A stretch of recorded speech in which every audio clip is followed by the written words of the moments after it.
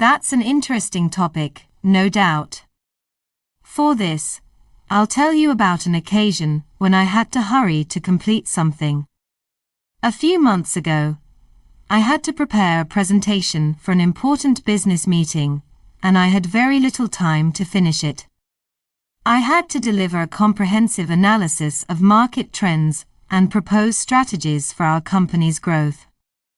The urgency arose because our team received the meeting invitation on short notice, and it was a crucial opportunity to impress potential investors. Given the limited time, I had to quickly gather data, analyze market reports, and condense the information into a concise and impactful presentation.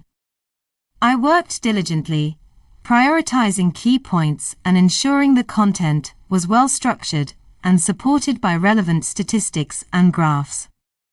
Despite the time constraint, I managed to complete the presentation before the deadline.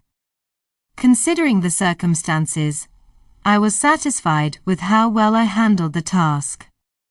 The presentation effectively communicated market insights and provided clear recommendations for our company's future direction.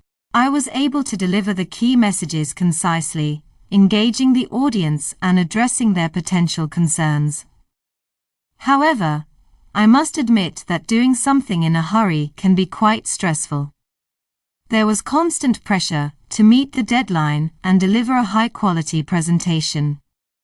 The sense of urgency made it difficult to maintain a calm and composed mindset, but I remained focused and determined to accomplish the task to the best of my ability.